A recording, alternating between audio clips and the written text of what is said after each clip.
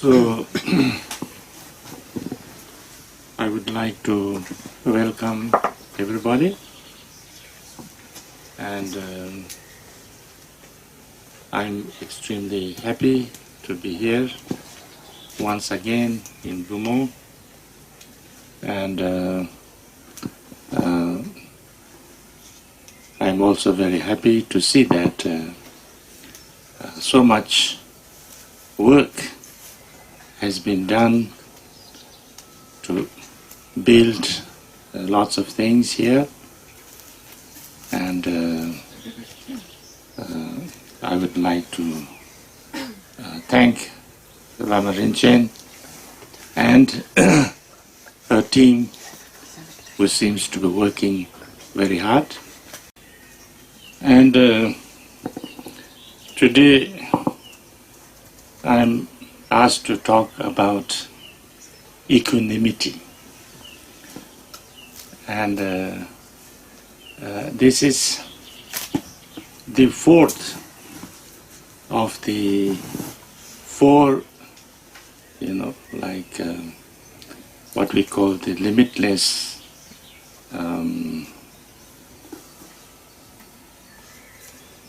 what can I say? Limitless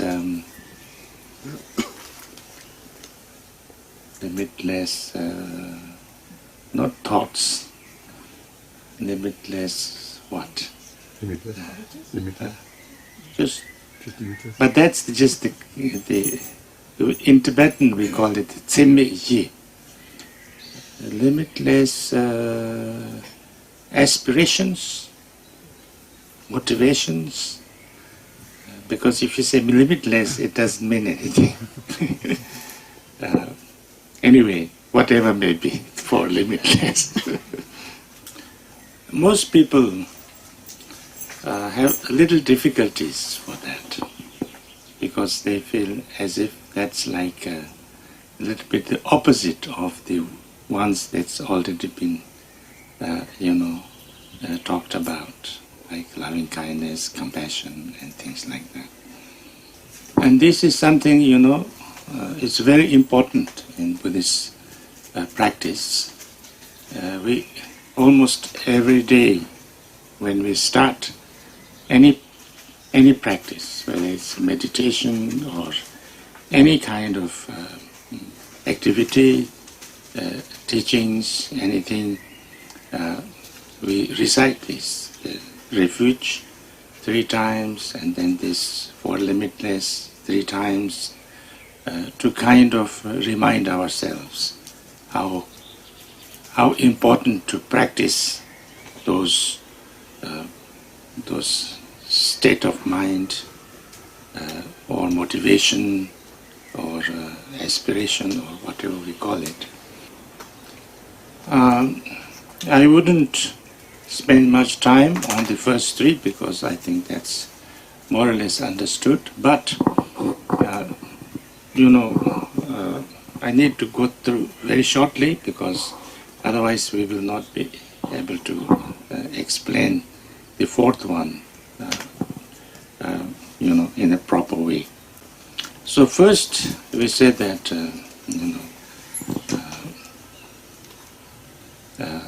may all beings have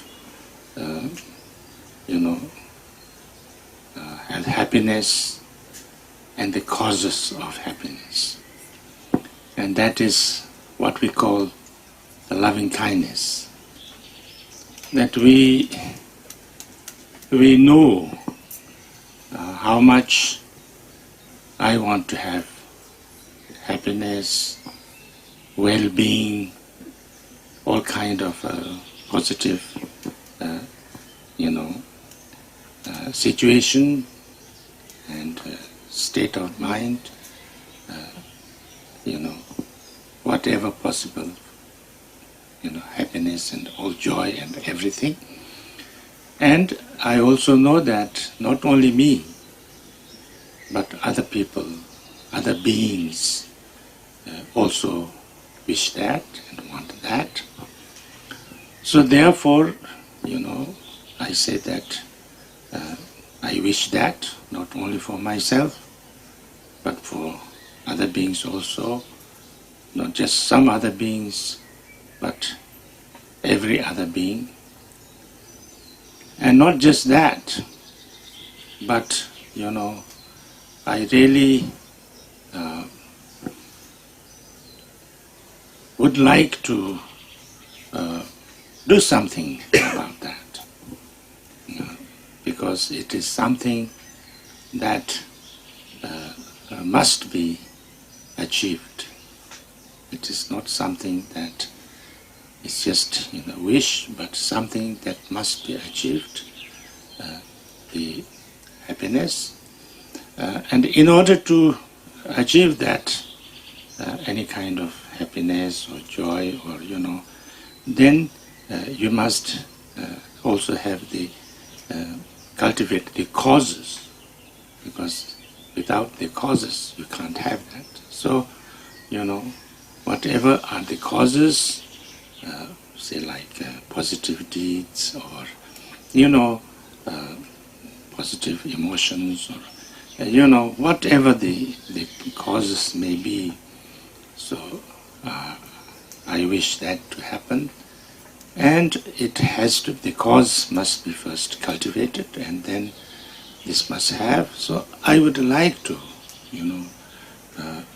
not only wish, but also work and make efforts so that those causes of happiness for everybody, that I can do something, I can cultivate something, I can contribute something, and this I must do. I must do, even if every circumstances is against that. Even if there is nobody helping me to do that. Even if there are lots of obstructions and obstacles, and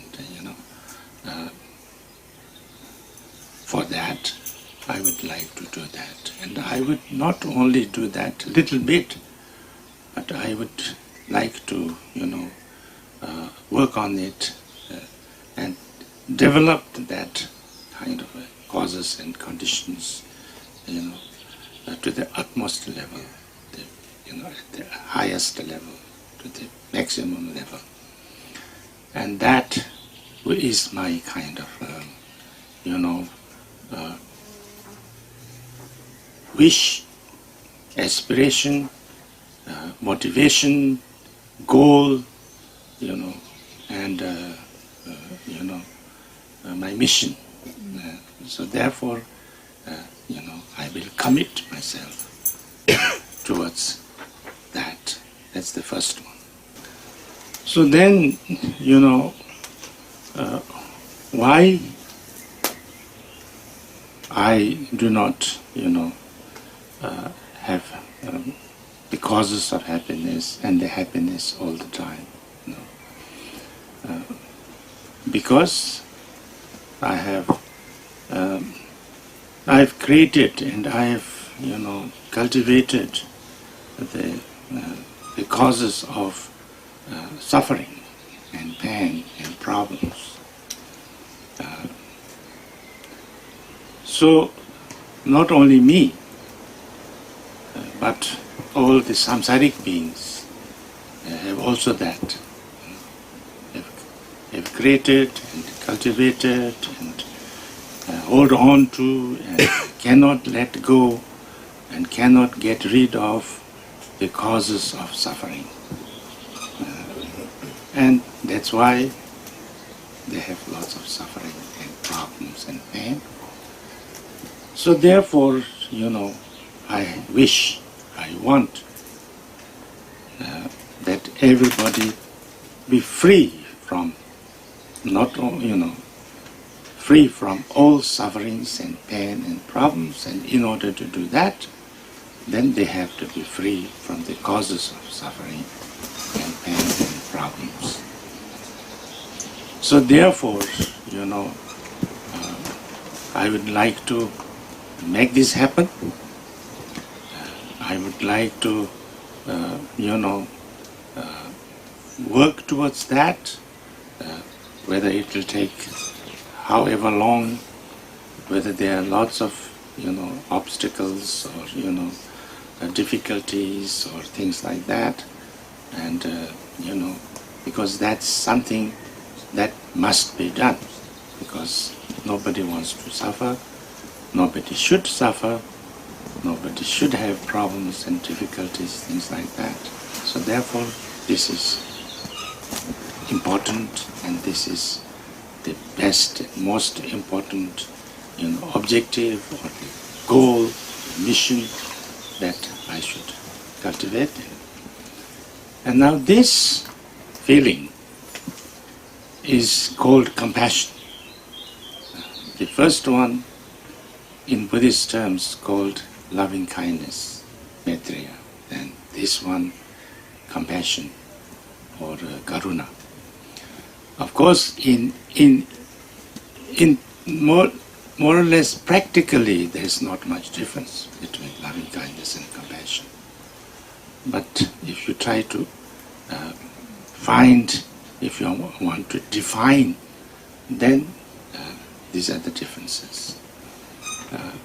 So we need to find the causes of the suffering, problem, and we need to get rid of it so that then there will be no more suffering, and when there is no more suffering, then we will be free from suffering and therefore have happiness and joy and all the positive bliss.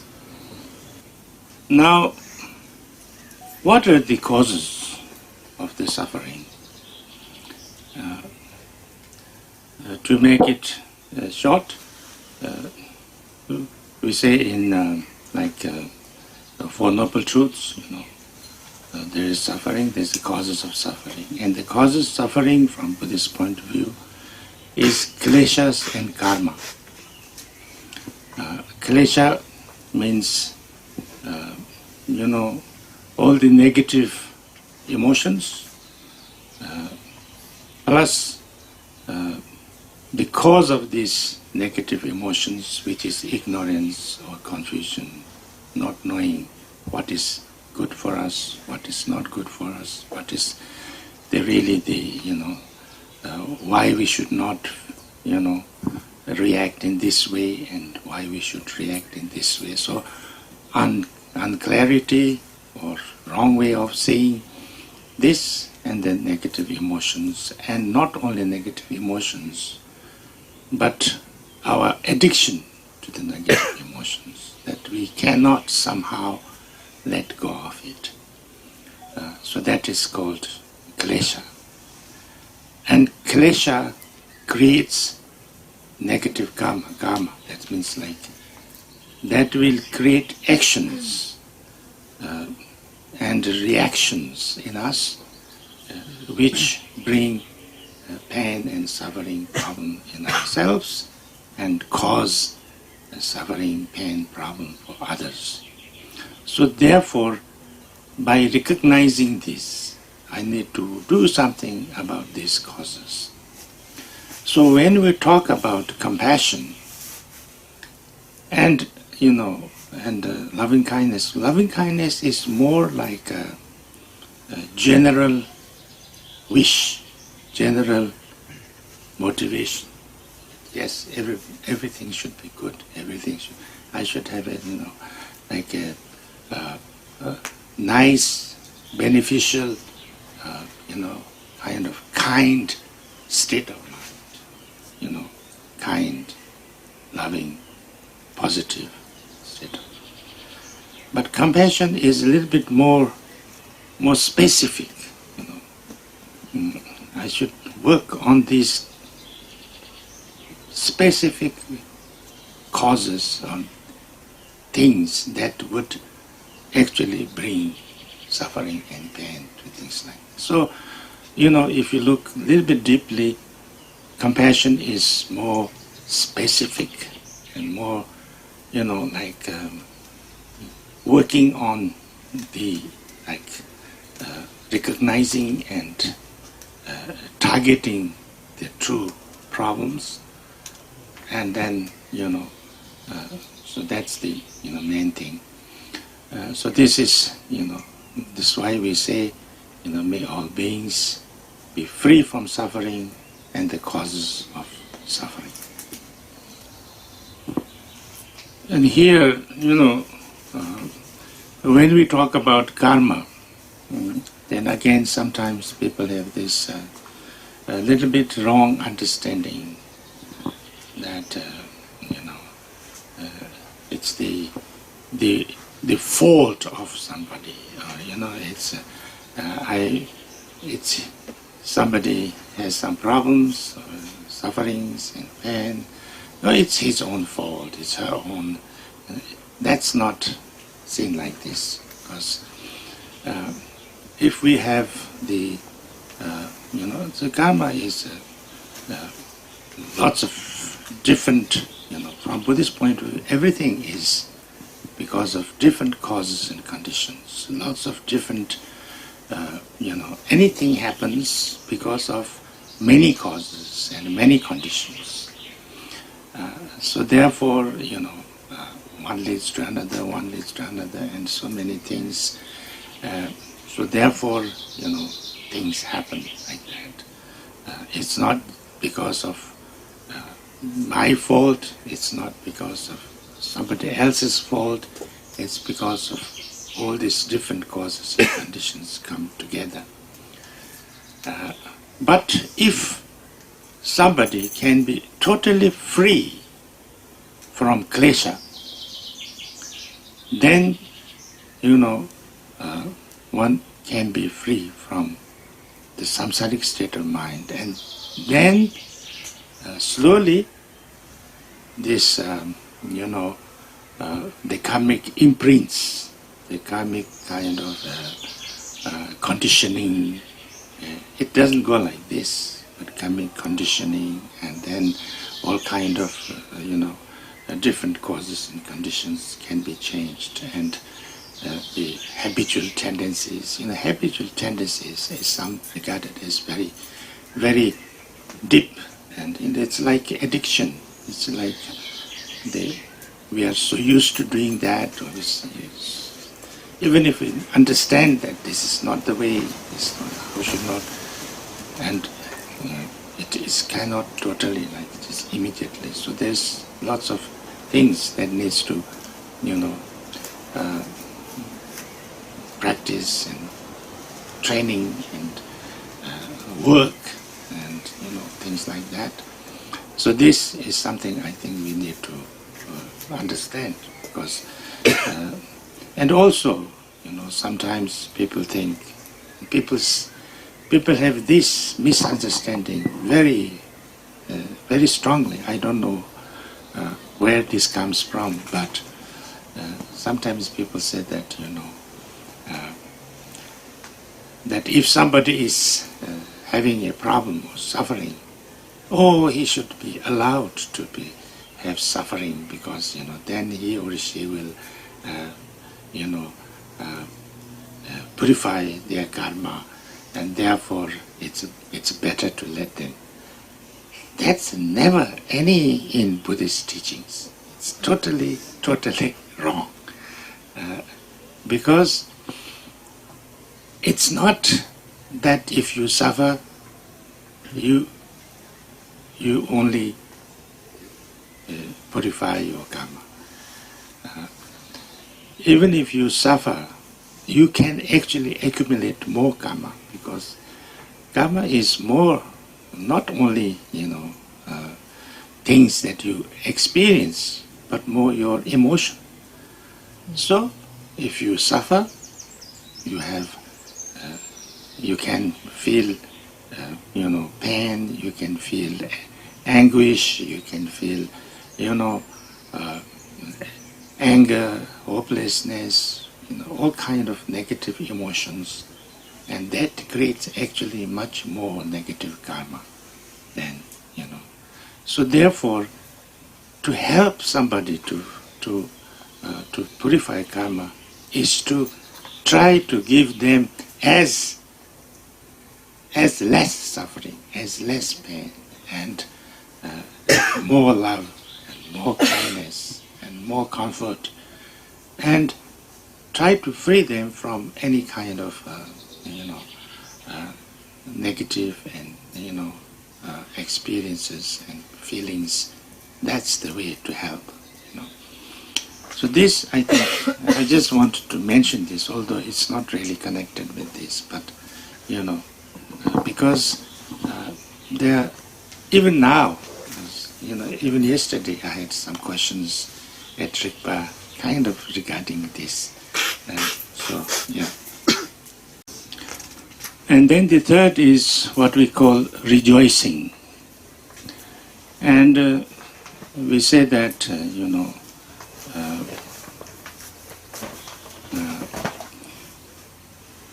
same sentence. Dewa to divi juno tembachi, dunga to dunga juno travasi. Dunga may be Dewa tambata mandalva chuchi. May all the sentient beings be never separated or never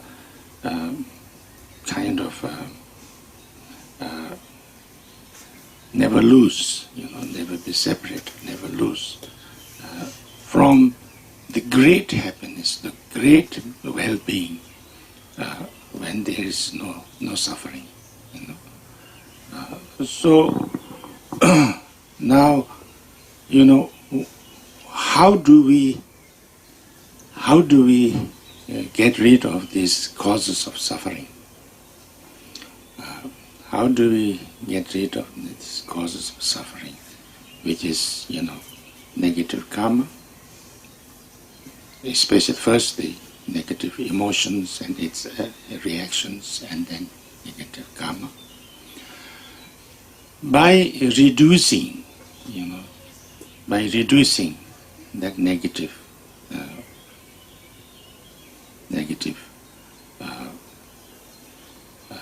emotions and habitual tendencies, and by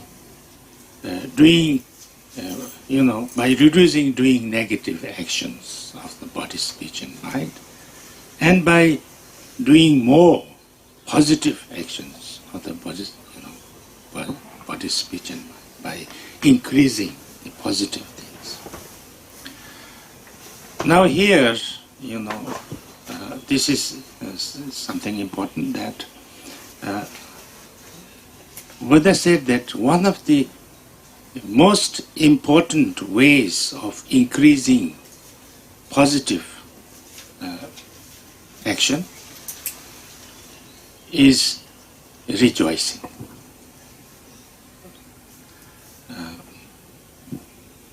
If you do something positive, of course that is positive. But sometimes even if you can't do anything positive, but you rejoice at doing somebody doing positive, that could be as good as yourself doing it,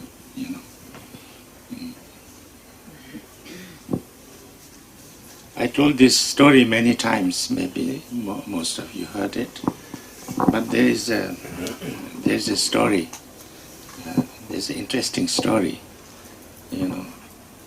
during the Buddha's time. To make this story short,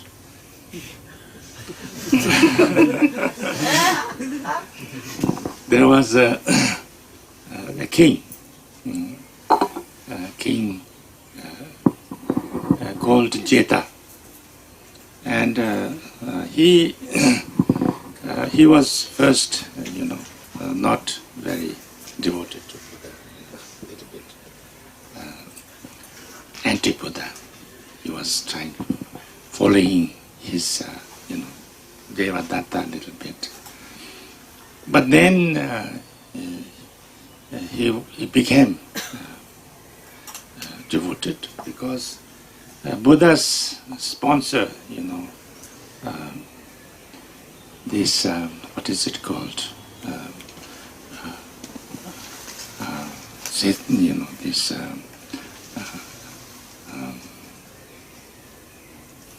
what is his name?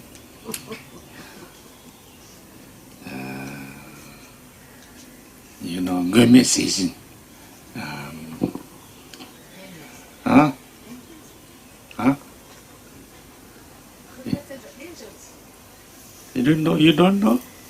Gourmet season. Gourmet season. What was his Sanskrit name? Anathapindika. Anathapindika. Oh, you must know. He was a very important person in, in Buddhist history, Anathapindika. I'm not going to talk about him too much, but, Anathapindika wanted to offer Buddha a very, very beautiful, forest for him to live and also to have his, like his monks and everything, practice, meditate and things like that. And he was searching all over the places, but, he found one which was perfect. It was really, there were trees and there was lawns and there were like flowers and ponds and, all very nice. But unluckily it belonged to the prince. So he went to the prince, called Prince Jeta, and asked him, can you please sell this place to me, because I want to offer it to Buddha. Prince Jeta was not devoted to Buddha, but he's kind of his rival, his cousin. So he didn't want to sell him. So he said, okay, I can sell him, but you fill the whole ground with the gold coins, and then I will sell you. So the Anathapindika was very rich. He just did that. He kind of covered the whole ground with gold coins, and then he bought it. And then not only he bought it, but he called it Jetavana. Jetavana means Prince Jeta's forest. And he says, I offer this to you, but this will be called Jetavana because it actually belongs to the Prince Jeta. So when he heard this, the Prince Jeta became very inspired. What kind of a person is this? I didn't want to sell it, and therefore I quoted the impossible price. He not only paid that, but he still calls it by my name. What kind of person is this? Then he wanted to also see the Buddha, and then he met Buddha, and then he became very impressed by Buddha, and then he became Buddha's student. And then he was doing lots of supporting things, like, And one time he did, he was sponsoring the summer retreat. 3 months, he was providing food and clothing and medication and everything.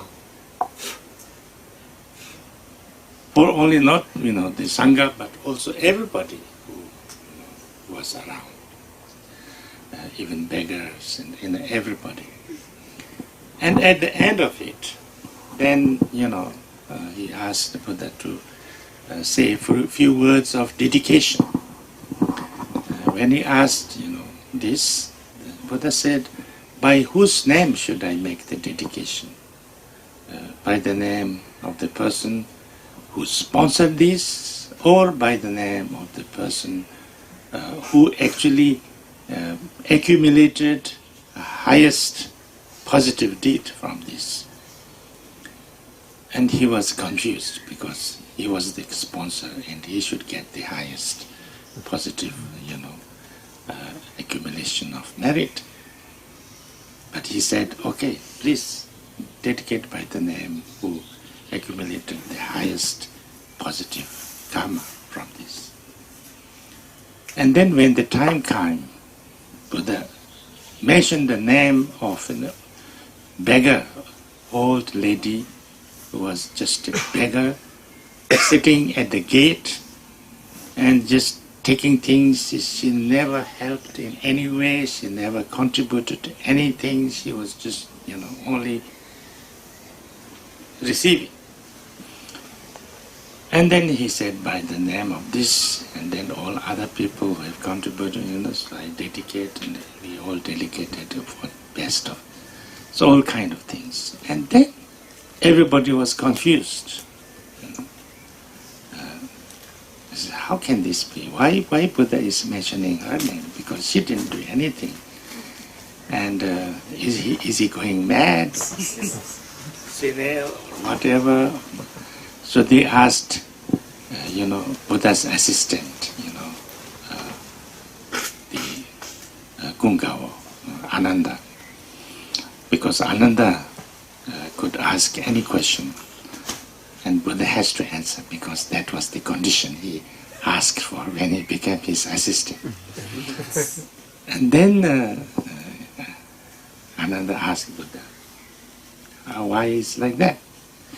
Buddha said, yes, but that is because she was rejoicing. Then he explained, he said that, this lady was not doing anything practically to help, but she was really, truly rejoicing that, this Prince Jeta is doing so nice things, so positive things, so good things, so I'm really, really happy, and she wished very well, and she had no negative feeling about anything. She was completely rejoicing. So because of that, she was actually accumulating lots of positive karma. And of course, Prince Jeta, he was doing very, very nicely. He didn't have any negative, emotions or anything like that. He did everything perfect. But he had a little bit of pride. He was thinking, I'm doing really the best way, and I should be doing the best way, and nothing should go wrong. And yes, I am actually doing something very good, and I'm sure nobody else could do so well, kind of things like that. So Buddha said that because of that little pride, his accumulation of positive karma was slightly less than the beggar. So therefore I mentioned this. So it's like that, from Buddhist point of view, if you rejoice anybody's positive actions, achievements, anything good, that is actually, that doesn't mean that you should not do. Of course you should do also. But if there is no reason why we should not rejoice, because, that doesn't cost anything, rejoicing. And it's, it makes us feel good, it makes others feel good, it's actually encouraging and, promoting the positivity. So therefore we should, this is the third, limitless aspiration, that we should very much rejoice. Opposite of envy or jealousy, because usually, most of the time, many people, if somebody has achieved something good, has done something great, is having something nice, instead of rejoicing, we feel a little bit jealous or, envy or unhappy, and that is not good. That's very negative. So, this is the third one, that we should rejoice, because if we rejoice, then we would follow them. If, we would follow positive people, positive action, positive, if somebody is doing something really good, we join them, and we support them, and we, we encourage them, and then that could, make it much more higher and better and stronger. But if we make a little bit of envy or, then we try to stop that, we try to discourage that, we try to kind of like this, and then nothing happens, stop people doing positive things. So therefore, rejoicing is very, very important, because it's also easy to do. Well, practically easy to do. Emotionally, I don't know. That's another. But this is also very important, because when you rejoice, then we kind of we connect with all the positive people and positive actions and great beings, and because they do positive things, they think they do great things, they've achieved positive and enlightened experiences. So therefore, when we really rejoice, then that means we kind of we follow them, we are influenced by them, we become, we learn from them, and things like that. And if we don't rejoice, we can't learn, we can't even, be influenced. So that's this third one. Then the fourth one, which is the actual subject, which said that Niri Chadon don't Tonyam Chimbala Neprichuchi may all sentient beings kind of remain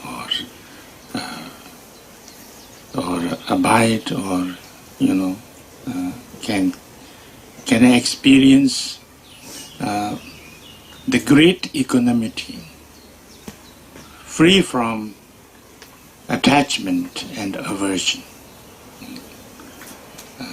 Now this is, this is the. So, what is exactly, what is exactly the thing that you can have when when all the causes of suffering is eliminated, and how that is?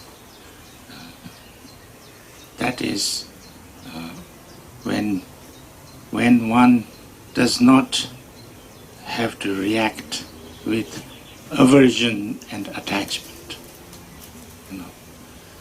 because all our negative emotions and all our, what can we say, kleshas, can be more or less included in this action of aversion and attachment. Something that's not nice, I don't like it, it's very bad, I don't want it, I have to get rid of it. Something that, I like, I must have it, I must get it, I must, run after it. If our mind is in that way, either running after something or running away from something, and have this aversion and attachment, that is our state of mind, then we are samsaric beings. And that brings all our negative emotions, and that, creates all the problems and sufferings and pain, and also karma. That's because of that. And if we have to, free from that, then, we need to free ourselves from the wrong way of seeing things, our ignorance or, confusion, and then we will be able to reduce or get rid of our kleshas, and when that happens, then we wouldn't react with aversion and attachment. And when we do not have to react with aversion and attachment, then there is nothing but compassion, kindness, rejoicing, and the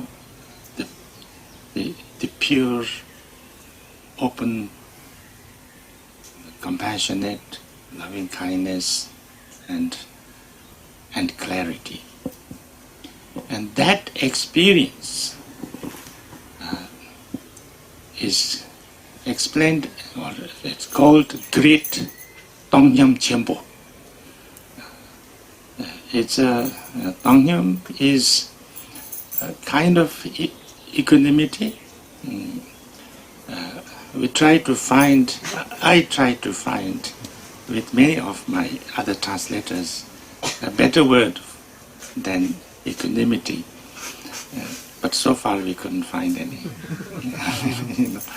Because sometimes equanimity has a kind of a connotation in the English language, like carelessness, like equanimity. It doesn't matter whatever happens. It's just,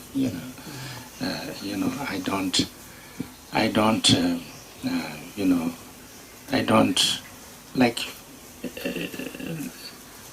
not having what we call like if you feel equanimity, you can't be kind, you can't be compassionate, that kind of idea, sometimes. But this is something important to understand this, because without explanation, maybe people can't get it from the words. So great equanimity, that's why maybe they joined the word great. Great equanimity is going beyond aversion and attachment. So therefore it's not, something that we have no attachment, but loving kindness and compassion, no aversion, but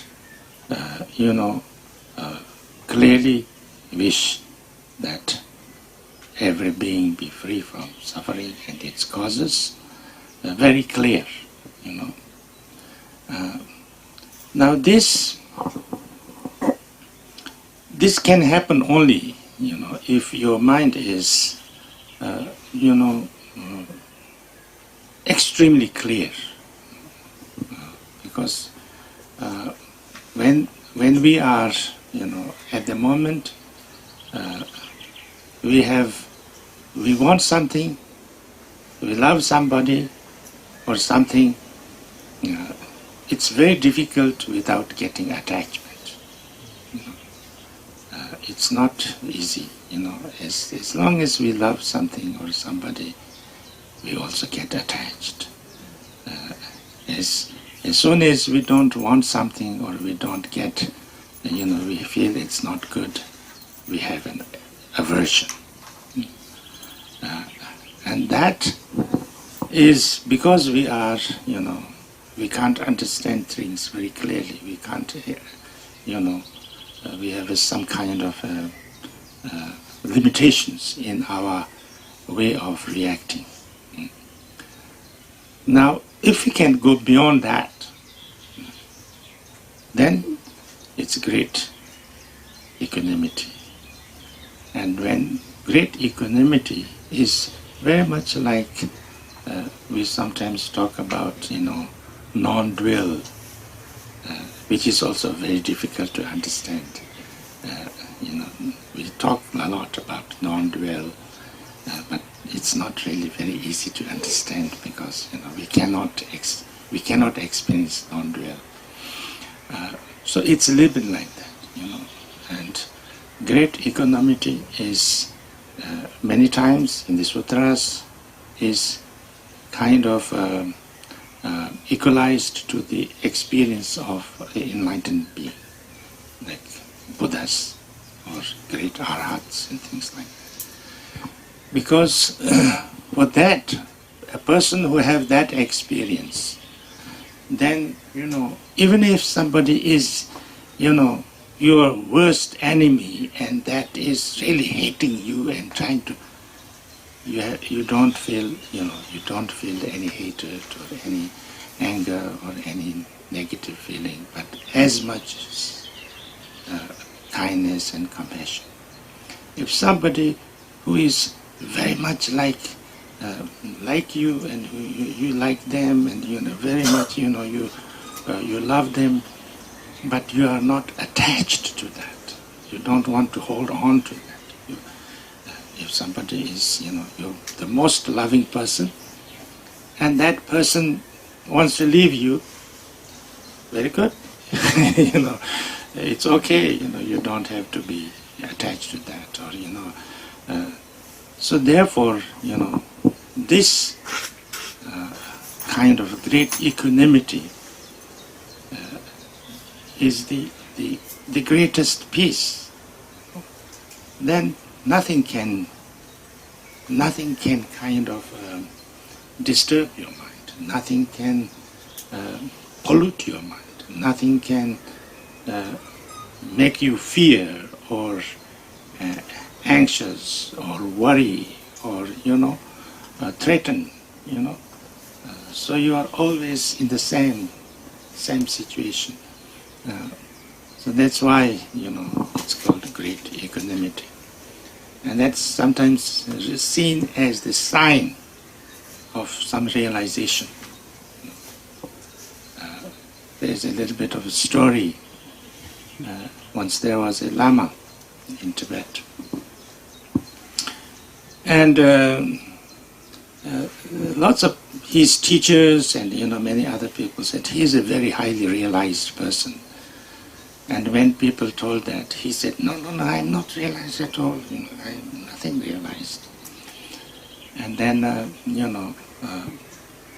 one time there was an attack from some kind of group of Chinese army, not communist but before,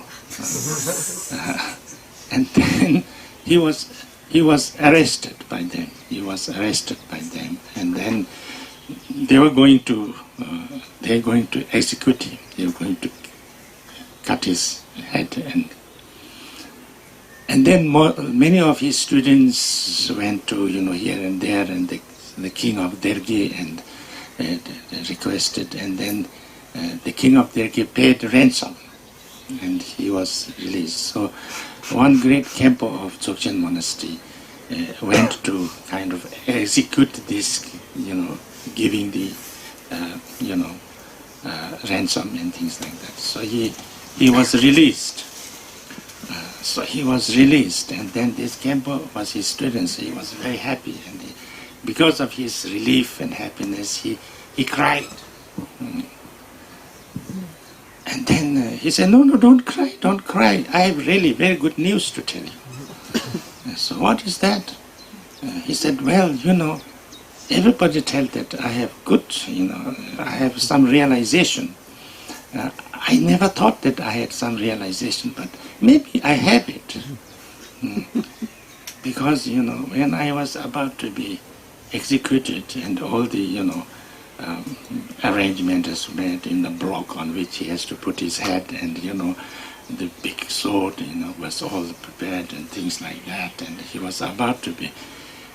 Then I have no fear. I have no. My only concern was, somebody would take care of my dog. So I think I have a little bit of some realization. So I'm very happy to know that. So it's a little bit like that, I think, So, time for question. If you have questions, then one or two. We are in a situation when we suffer a lot, and if this suffering creates bad karma, what do we do? On the one hand, suffering can also teach us a lot of things we can learn from the suffering, or and because we learn how to manage this state, or do we have to quit the situation altogether so as not to create bad karma?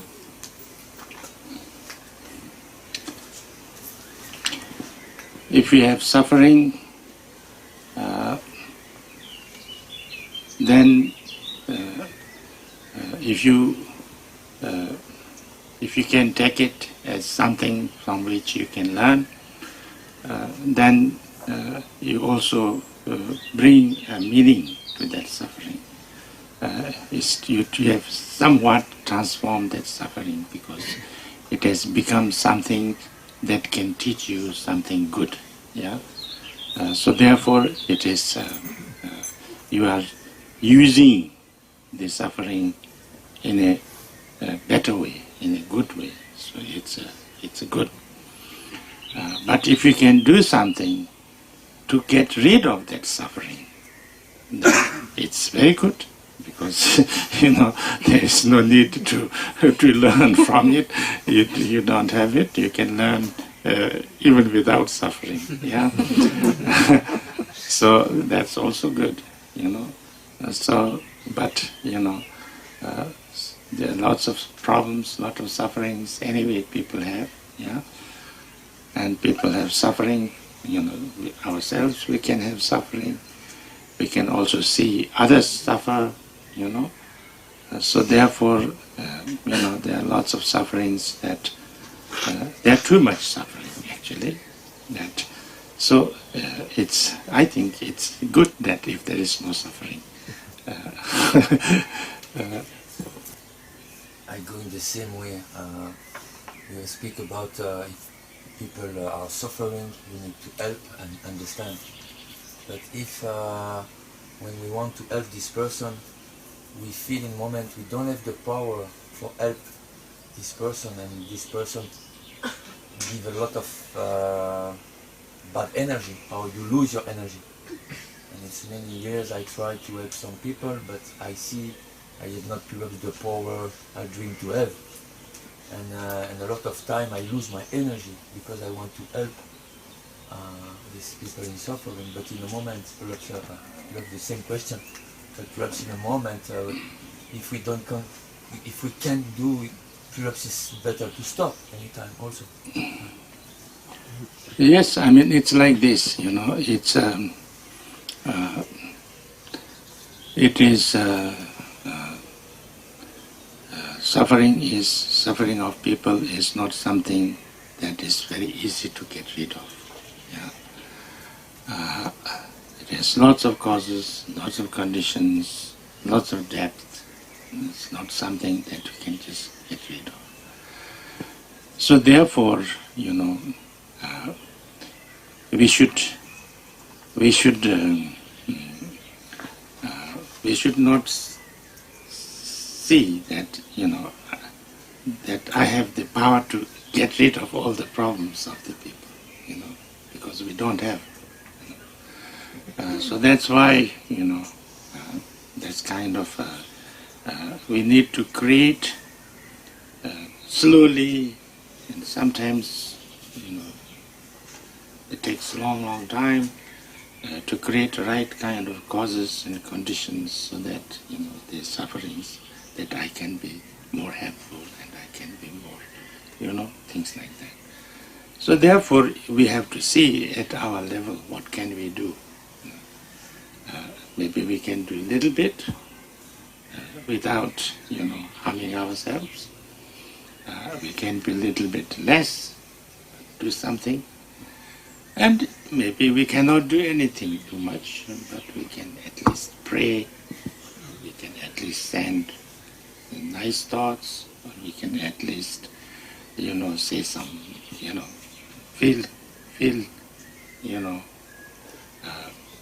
feel positive, give some kind thoughts. There are lots of things we can do. Not getting exhausted ourselves, or not totally also.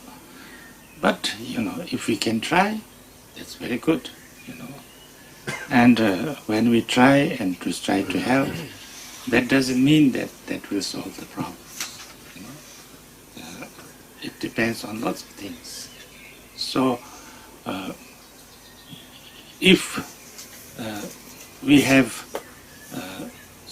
that understanding that I will do something to help, but it's not that I will be able to get rid of all the problems. If I have that understanding, then maybe I have less kind of burden, less negative. I don't get that much exhausted, that much negative feeling. So we have to see what can we do. Sometimes more, sometimes less.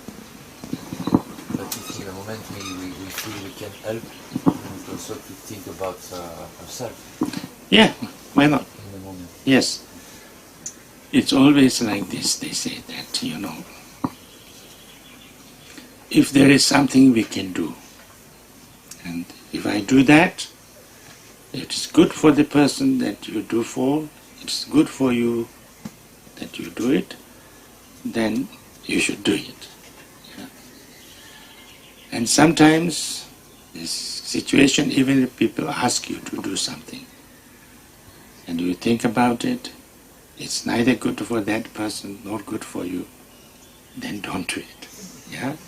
It's not that you have to do everything that everybody asks. And then sometimes there's something you can do, they ask me to do, and you think, there is, it might help a little bit, but it harm you a lot. Then maybe you should not do it, because you don't. Yeah. Harm to you is more, help is less. Then there is situations where you know that the help you will do will be great. It will help a lot. But harm a little bit also yourself. Then you have to think whether I will regret that or not, because I have to lose something, I have to sacrifice something. If you feel that sacrifice or that harm that you get is not so much, I can do it and I will not regret it because it's much more, the help is much more, then you may do it, but you don't need to do it. So this is the general thing. But of course, we can't always say what will happen, but it's always good to feel, have a good feeling, try to do something, even if it is a little bit, a smile or, thank you, or, a nice words or nice something, so that other person feels that this person is caring or has some good feelings towards you. Is always, sometimes it's also helpful. Sometimes the Buddhists, because they believe in life after life and long kind of things, they also like if you there's some people have lots of problems and you cannot do anything, then you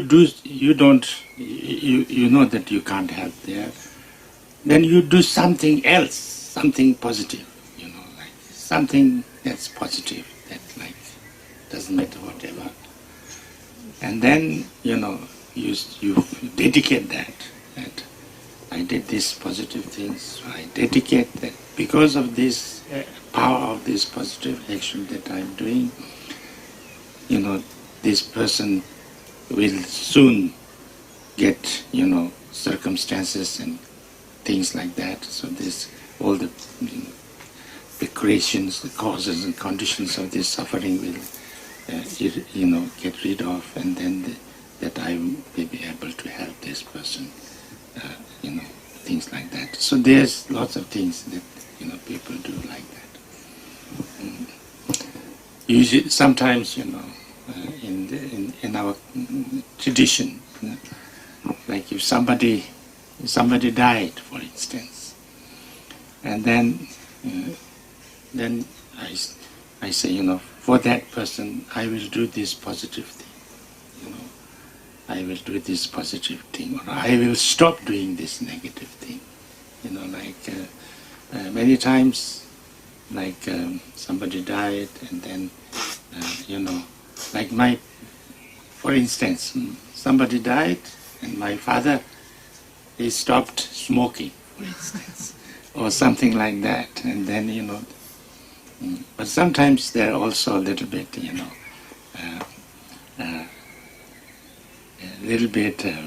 what can you say?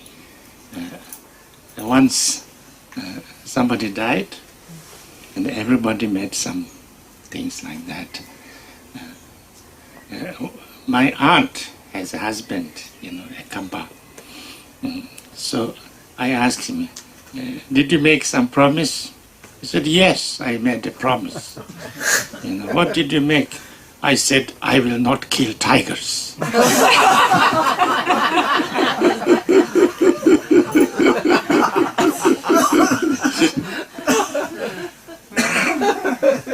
Maybe good not to kill tigers. But I think he was never going to kill tiger anyway. So I think we stop here. Thank you very much. Thank you. So we do the dedication so that we don't kill tigers. So there